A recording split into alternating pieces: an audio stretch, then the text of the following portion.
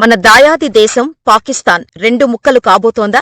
ఇప్పటికే కటిక దరిద్రం అనుభవిస్తున్న పాకిస్తాన్ ఈ దెబ్బతో మరింత కుప్పకూలబోతోందా? ప్రస్తుతం పాకిస్తాన్లో జరుగుతున్న పరిణామాలు చూస్తుంటే ఆ దేశం ఎప్పటికైనా రెండు ముక్కలు కాబోతుందనే సంకేతాలు వస్తున్నాయి. దీనికి కారణం పాకిస్తాన్లోని బలూచిస్తాన్ వేర్పాటువాదులు ఆ దేశానికి చుక్కలు చూపిస్తున్నారు. మార్చి 11వ తేదీ మంగళవారం బలూచిస్తాన్ ప్రావిన్స్ లో ఏకంగా 500 మంది ప్రయాణిస్తున్న రైలునే హైజాక్ చేసేశారు. ఈ హైజాక్ తమ పనేనని నిషేధిత బలూచిస్తాన్ లిబరేషన్ ఆర్మీ ప్రకటించుకుంది. 500 మంది ప్రయాణికుల్లో కనీసం 30 మందిని కాల్చి చంపేశామని, 215 మందిని బందీలుగా పట్టుకున్నామని బిఎల్ఏ వెల్లడించింది. ప్రయాణికుల్లో మహిళలు, పిల్లలు, సాధారణ పౌరులందర్నీ వదిలేశామని, కేవలం పాకిస్తాన్ పోలీసులు, సైనికులను మాత్రమే అదుపులోకి తీసుకున్నామని ప్రకటించింది. తాము చంపేసిన వారంతా పాకిస్తాన్ సైనికులేనని వెల్లడించింది. దీంతో బందీలను విడిపించేందుకు పాకిస్తాన్ సైన్యం వెంటనే రంగంలోకి దిగింది. హైజాకుకు గురైన రైలును సైనిక హెలికాప్టర్లు పెద్ద సంఖ్యలో చుట్టుముట్టి బాంబు దాడులకు దిగాయి. దాంతో బిఎల్ఏ ఎదురుదాడికి దిగింది. తక్షణమే సైనిక చర్యను నిలిపివేయకపోతే బందీలందరినీ చంపేస్తామని పాకిస్తాన్ ప్రభుత్వాన్ని తీవ్రంగా హెచ్చరించింది. రాజకీయ ఖైదీలుగా నిర్బంధించిన బలూచిస్తాన్ నాయకులు, కార్యకర్తలందరినీ 48 గంటల్లోపు బేషరతుగా విడుదల చేయాలని, లేదంటే తీవ్ర పరిణామాలు తప్పవని స్పష్టం చేసింది. దీంతో సైనిక చర్యకు షహబాజ్ షరీఫ్ ప్రభుత్వం తాత్కాలికంగా విరామం ప్రకటించింది. తీసుకోవాల్సిన చర్యలపై మల్లగుల్లాలు పడుతోంది. అసలు ఈ హైజాక్ ఎలా జరిగిందంటే, బలూచిస్తాన్ ప్రావిన్స్ రాజధాని క్వెట్టా నుంచి పెషావర్కు దాదాపు 500 మంది ప్రయాణికులతో కూడిన జాఫర్ ఎక్స్ప్రెస్ మంగళవారం ఉదయం 9 గంటలకు బయలుదేరింది. బొలాన్ జిల్లాలోని కొండ ప్రాంతం సమీపంలో గుదలార్, పెరోకుండ్రి ప్రాంతాల మధ్య 8వ నెంబర్ టన్నెల్ సమీపంలో బిఎల్ఏ సాయుధులు అప్పటికే రైలు పట్టాలను పేల్చేసి మాటువేశారు.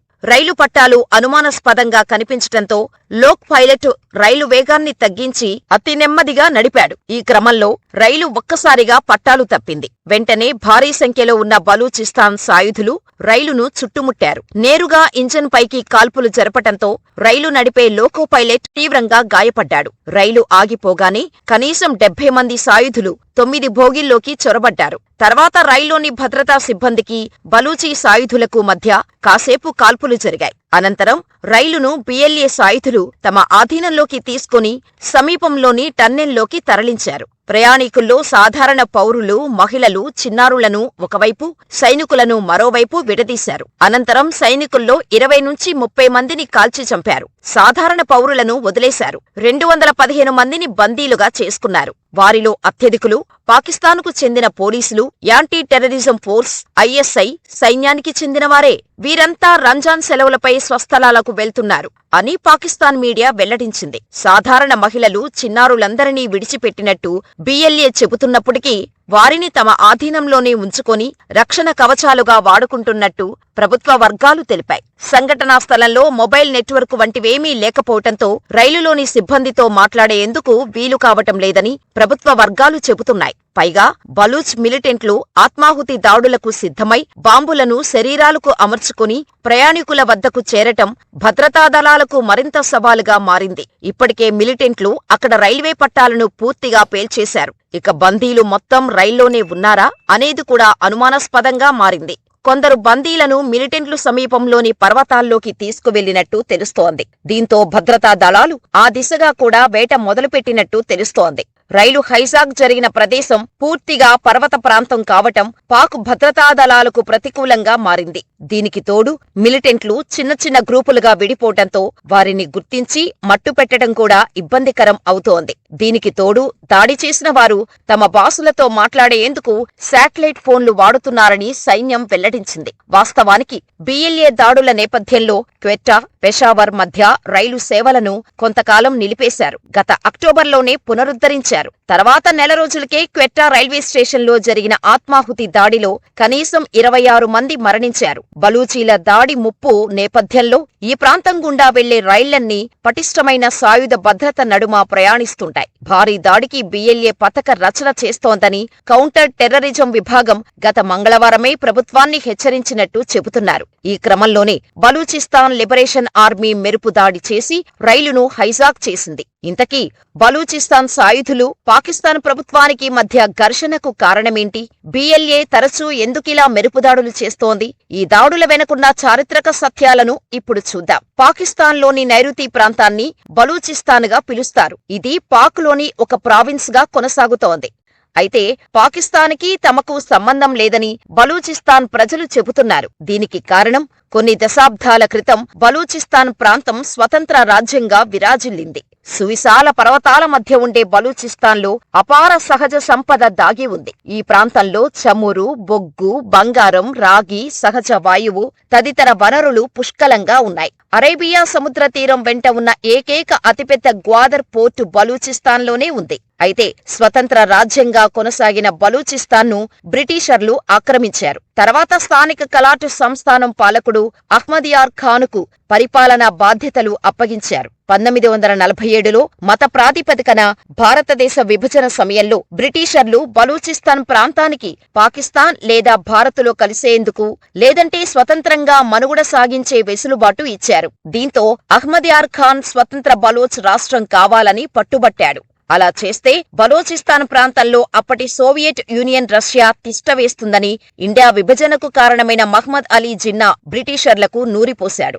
దీంతో బ్రిటిషర్ల సహకారంతో జిన్నా ఎత్తుగడలతో పాకిస్తాన్ సైన్యం బలోచ్ భూభాగంలోకి ప్రవేశించి ఒత్తిడి తీసుకొచ్చింది. దీంతో 1948 మార్చి 27న అహ్మదియార్ ఖాన్ విలీన పత్రంపై బలవంతంగా సంతకం చేయాల్సి వచ్చింది. ఈ విలీన ప్రక్రియను నాటి బలూచిస్తాన్ పాలకుల్లోని ఒక వర్గం తీవ్రంగా వ్యతిరేకించింది. అప్పటి నుంచి 1948లో మొదటిసారి, 1958, 59, 1962, 63, 1973, 77 సంవత్సరాలలో 4 సార్లు బలూచిస్తాన్కి స్వాతంత్ర్యం కోసం ప్రజా ఉద్యమాలు జరిగాయి. అయితే పాకిస్తాన్ ప్రభుత్వాలు బలూచీ ప్రజల ఆందోళనలను ఉక్కుపాదంతో అణిచివేశాయి. ఈ యుద్ధకాలంలో వేలాది మంది బలూచ్ ప్రజలు అదృశ్యమయ్యారు. అక్కడి కీలక బలూచ్ నేతలు దేశం వీడారు. కొందరు ముఖ్య నేతలు హత్యకు గురయ్యారు. ఆ వ్యతిరేకతే తదనంతర కాలంలో తీవ్ర నిరసనగా, వేర్పాటువాదంగా, చివరకు 2000 సంవత్సరంలో బలూచ్ లిబరేషన్ ఆర్మీగా అవతరించింది. గత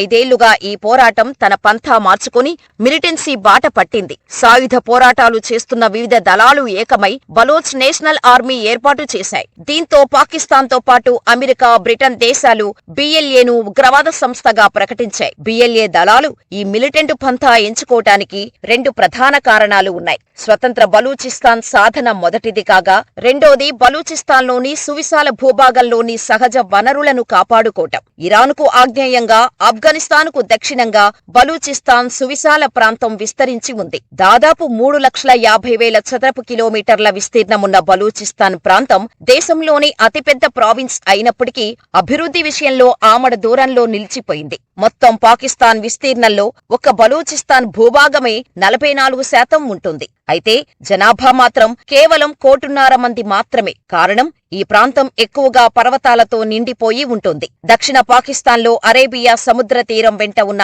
ఏకైక అతిపెద్ద గ్వాదర్ పోర్టు బలూచిస్తాన్లోనే ఉంది.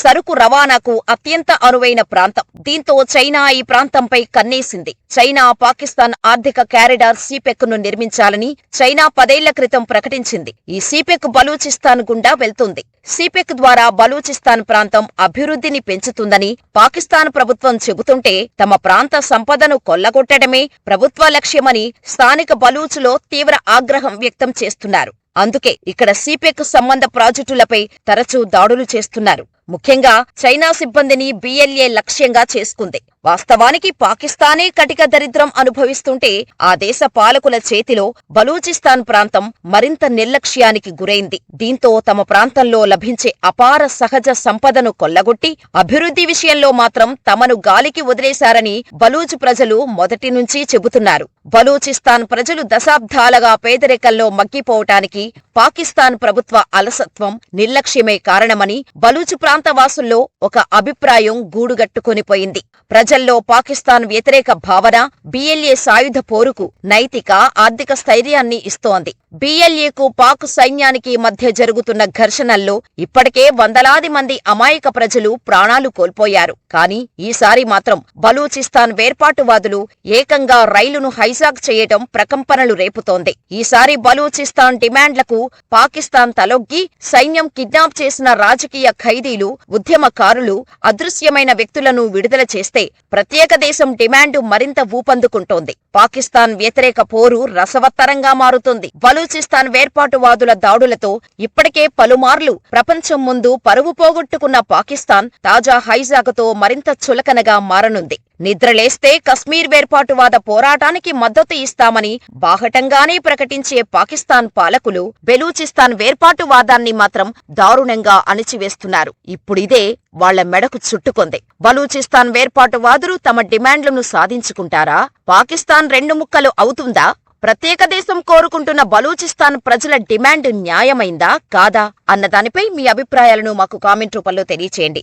ఇలాంటి మరిన్ని వీడియోల కోసం మన ఛానల్ని సబ్స్క్రైబ్ చేసుకుని ఈ వీడియో మరింత మందికి చేరేలా లైక్ చేసి షేర్ చేయండి.